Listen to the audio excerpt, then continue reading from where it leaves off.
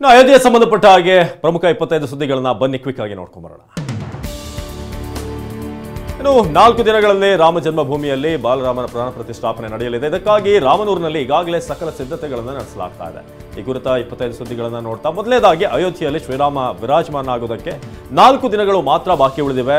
ರಾಮ ಪ್ರಾಣ ಪ್ರತಿಷ್ಠಾಪನೆ ಕಣ್ತುಂಬಿಕೊಳ್ಳೋದಕ್ಕೆ ಕೋಟ್ಯಾಂತರ ಭಕ್ತರು ಕಾಯ್ತಿದ್ದಾರೆ. ಅಯೋಧ್ಯೆಯಲ್ಲಿ ರಾಮನ ಉತ್ಸವ ನಡೆದಿದ್ದು ಇಡೀ ಅಯೋಧ್ಯೆ ಜಗಮಗಿಸ್ತಾ ಇದೆ. ಇನ್ನು ಪೂರ್ವಭಾವಿ ಶುಭ ಕಾರ್ಯಗಳು ಅಯೋಧ್ಯೆಯಲ್ಲಿ ಆರಂಭ ಆಗಿವೆ. ಪ್ರಾಯಶ್ಚಿತ್ತ ಪೂಜೆ, ವಿಷ್ಣು ಪೂಜೆ ನೆರವೇರಿದೆ. 2ನೇ ದಿನವಾದ ಇವತ್ತು ಗಣೇಶನ ಆರಾಧನೆ ನಡೆಯಲಿದೆ. ಇದಾದ ನಂತರ ಪ್ರಾಣ ಪ್ರತಿಷ್ಠಾ ಸಮಾರಂಭ ಪ್ರಾರಂಭವಾಗುತ್ತೆ. ರಾಮಲಲ್ಲಾ ಮೂರ್ತಿಯ ಮೆರವಣಿಗೆಯೆಂದು ಅಯೋಧ್ಯೆಗೆ ತಲುಪಲಿದೆ. ಮಂಗಳ ಕಳಶಗಳಲ್ಲಿ ಸರಯೂ ನದಿಯ ಜಲ ತರಲಿರುವಂತಹ ಭಕ್ತರು ರಾಮನ ಮೂರ್ತಿಯ ಮೆರವಣಿಗೆಯಲ್ಲಿ ಪಾಲ್ಗೊಳ್ಳಲಿದ್ದಾರೆ. ಶ್ರೀರಾಮಚಂದ್ರನ ಪ್ರಾಣ ಪ್ರತಿಷ್ಠಾಪನೆಯ ಪೂರ್ವಭಾವಿಯಾಗಿ ರಾಮ ಮಂದಿರದಲ್ಲಿ ಧಾರ್ಮಿಕ ಕೈಂಕರ್ಯ ಜರುಗಿದ್ವು. ನಿನ್ನೆಯ ಪೂಜೆಯಲ್ಲಿ ಬಾಲರಾಮ ಮೂರ್ತಿ ಕೆತ್ತಿರುವಂತಹ ಶಿಲ್ಪಿ ಅರುಣ್ ಯೋಗಿರಾಜ್ ಸಹ ಪೂಜಾ ಕೈಂಕರ್ಯದಲ್ಲಿ ಭಾಗಿಯಾಗಿದ್ದರು. ನಿನ್ನೆ ದಶವಿಧಿ ಸ್ನಾನ, ವಿಷ್ಣು ಪೂಜೆ, ಸರಯೂ ನದಿಯ ತೀರದಲ್ಲಿ ಗೋದಾನ ಕಾರ್ಯಕ್ರಮ ನಡೆದಿದೆ. ನಿನ್ನೆ ಬೆಳಗ್ಗೆ 9:30ರಿಂದ ದಶವಿಧಿ ಸ್ನಾನದ ಭಾಗವಾಗಿ ಪ್ರಾಯಶ್ಚಿತ್ತ ಪೂಜೆ, ವಿಷ್ಣು ಪೂಜೆ ಭಾಗವಾಗಿ ಕರ್ಮಕುಟಿ ಪೂಜೆ ನಡೆದಿದೆ. ಸುಮಾರು 5 ಗಂಟೆಗಳ ಕಾಲ ನಿರಂತರವಾಗಿ ನಡೆದ ಪೂಜಾ ವಿಧಿವಿಧಾನ ಮುಕ್ತಾಯವಾಗಿದೆ.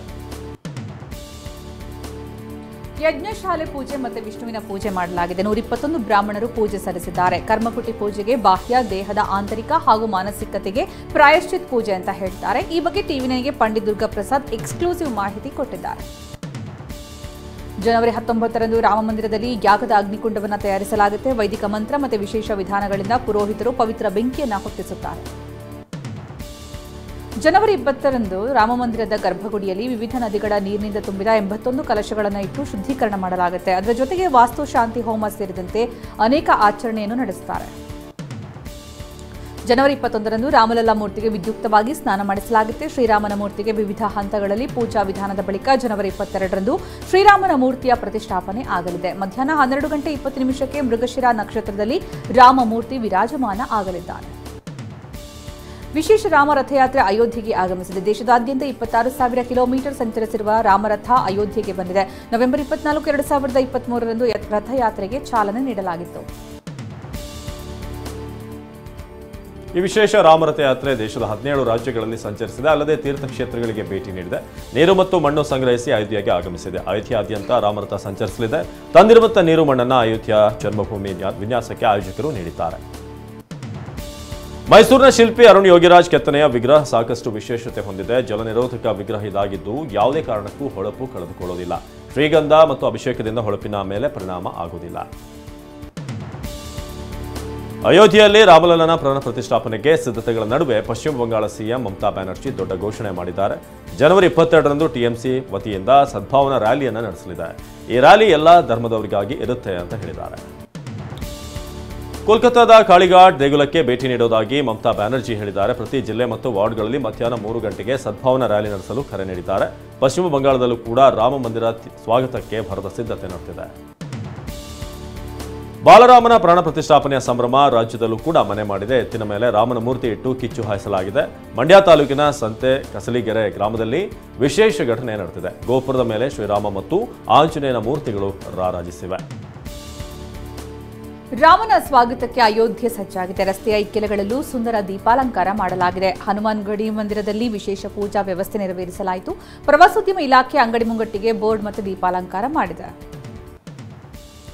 ರಾಮಪಥ ರಸ್ತೆಯ ಎಲ್ಲಾ ಕಟ್ಟಡಗಳ ಮುಂಭಾಗದಲ್ಲಿ ಒಂದೇ ಮಾದರಿ ವಿನ್ಯಾಸ ಮಾಡಲಾಗಿದೆ. ರಸ್ತೆಯ ಇಕ್ಕೆಲೆಗಳಲ್ಲೂ ಬ್ಯಾರಿಕೇಡ್ ಹಾಕಲಾಗಿದೆ.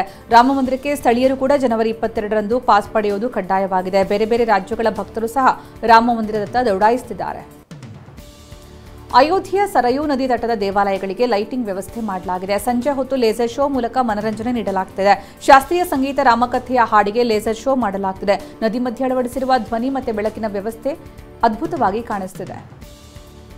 ಶ್ರೀರಾಮನಿಗೆ ವಸ್ತ್ರ ಅರ್ಪಿಸುವ ಕಾರ್ಯಕ್ರಮದಲ್ಲಿ ಯುಪಿ ಸಿಎಂ ಯೋಗಿ ಆದಿತ್ಯನಾಥ್ ಭಾಗವಹಿಸಿದ್ದಾರೆ. ಲಕ್ನೋದ heritage hand weaving revival trust ಕಾರ್ಯಕ್ರಮ ಆಯೋಜಿಸಿತು. ಸುಮಾರು 12 ಲಕ್ಷ ಭಕ್ತರ ಸಹಾಯದಿಂದ ಶ್ರೀರಾಮನಿಗೆ ವಸ್ತ್ರ ತಯಾರಿಸಲಾಗಿದೆ. ಕಲಬುರಗಿಯಲ್ಲಿ ರಾಮಜಪ ಜೋರಾಗಿದೆ. ರಾಮನವಮಿ ಉತ್ಸವ ಸಮಿತಿ ರಾಮ ಪ್ರಾಣ ಪ್ರತಿಷ್ಠಾಪನೆಗೆ ಸಿದ್ಧತೆ ನಡೆಸಿದೆ. ಜನವರಿ 22ರ ಸಂಜೆ 108 ದೇಗುಲಗಳಲ್ಲಿ ದೀಪಾಲಂಕಾರ ಮಾಡಲಾಗುತ್ತೆ. ಸಮಿತಿ ಸದಸ್ಯರು ಹಣತೆ ತಯಾರಿ ಮಾಡಿಕೊಂಡಿದ್ದಾರೆ. ತ್ರಿಪುರಾದ ರಾಮನಗರದಲ್ಲಿರುವಂತಹ ದೇಗುಲದಲ್ಲಿ ಸಿಎಂ ಮಾಣಿಕ್ ಸಹ ಸ್ವಚ್ಛತಾ ಅಭಿಯಾನ ಮಾಡಿದ್ದಾರೆ. ಈ ವೇಳೆ ಮಾತನಾಡಿ ಪ್ರಧಾನಿ ಮೋದಿ ಮಾತಿನಂತೆ ನಾವು ಜನವರಿ 14ರಂದು ಸ್ವಚ್ಛತಾ ಅಭಿಯಾನ ಪ್ರಾರಂಭ ಮಾಡಿದ್ದೇವೆ. ಜನವರಿ 22ರ ನಂತರ ಅಯೋಧ್ಯೆಯ ರಾಮ ಮಂದಿರಕ್ಕೆ ಭೇಟಿ ನೀಡುತ್ತೇವೆ ಅಂತ ಹೇಳಿದರು. ನಟರಾದ ರಾಕೇಶ್ ಬೇಡಿ ಮತ್ತು ಬಿಂದು ದಾರಾ ಸಿಂಗ್ ಮಂದಿರದ ಮುಂದೆ ರಾಮಲೀಲಾ ಪ್ರದರ್ಶನ ನೀಡಲಿದ್ದಾರೆ. ಈ ಬಗ್ಗೆ ಮಾತನಾಡಿದಂಥ ಬಿಂದು ದಾರಾ, ಜನವರಿ 16ರಿಂದ 22ರವರೆಗೆ ಅಯೋಧ್ಯೆಯಲ್ಲಿ ರಾಮಲೀಲಾ ಪ್ರದರ್ಶನಕ್ಕೆ ನನಗೆ ಆಹ್ವಾನ ಬಂದಿದೆ. ನಾನು ಶಿವನ ಪಾತ್ರವನ್ನು ನಿರ್ವಹಿಸುತ್ತಿದ್ದೇನೆ ಅಂತ ಹೇಳಿದರು. ಫೋಕ್ ಸಿಂಗರ್ ಪದ್ಮ ಪ್ರಶಸ್ತಿ ವಿಜೇತೆ ಮಾಲಿನಿ ಅವಸ್ಥಿ ಪ್ರಾಣ ಪ್ರತಿಷ್ಠಾಪನೆಗೆ ಹರ್ಷ ವ್ಯಕ್ತಪಡಿಸಿದ್ದಾರೆ. ಹಾಡಿನ ಮೂಲಕ ತಮ್ಮ ಸಂತೋಷವನ್ನು ಹಂಚಿಕೊಂಡರು. ಸದ್ಯ ಪ್ರತಿಯೊಬ್ಬ ವ್ಯಕ್ತಿಯೂ ಕೂಡ ಸಂತೋಷವಾಗಿದ್ದಾರೆ ಎಂದು ದೇಶದಲ್ಲಿ ಅಂತಹ ವಾತಾವರಣವಿದೆ ಅಂತ ಹೇಳಿದ್ದಾರೆ. ರಾಮ ಮಂದಿರವನ್ನ ಮರಳಿನಲ್ಲಿ ನಿರ್ಮಿಸುವ ಮೂಲಕ ಕಲಾವಿದರೊಬ್ಬರು ಭಕ್ತಿಯ ಪರಾಕಾಷ್ಠೆ ಮೆರೆದಿದ್ದಾರೆ. ಕಲಾವಿದ ನಾರಾಯಣ್ ಸಾಹು ಸ್ಯಾಂಡ್ ಆರ್ಟ್ ಮೂಲಕ ಭಕ್ತಿ ಮೆರೆದಿದ್ದಾರೆ. ಮರಳಿನಲ್ಲಿ ಅರಳಿರುವಂತಹ ರಾಮ ಮಂದಿರಕ್ಕೆ ನೋಡುಗರು ಫಿದಾಗಿದ್ದಾರೆ. ಶ್ರೀರಾಮಚಂದ್ರ ಉತ್ತಮ ಆಡಳಿತಗಾರ ಅಂತ ಪ್ರಧಾನಿ ನರೇಂದ್ರ ಮೋದಿ ಹೇಳಿದ್ದಾರೆ. ಆಂಧ್ರ ಪ್ರದೇಶದಲ್ಲಿ ಮಾತನಾಡಿ ರಾಮನ ಗುಣಗಾನ ಮಾಡಿದ್ದಾರೆ. ನಾವು ರಾಮನಿಂದ ಸ್ಫೂರ್ತಿ ಪಡೆಯಬೇಕು. ಮಹಾತ್ಮ ಗಾಂಧಿ ಅವರು ರಾಮರಾಜ್ಯದ ಚಿಂತನೆಯೇ ನಿಜವಾದಂಥ ಪ್ರಜಾಪ್ರಭುತ್ವದ ಚಿಂತನೆ ಅಂತ ಹೇಳಿದರು.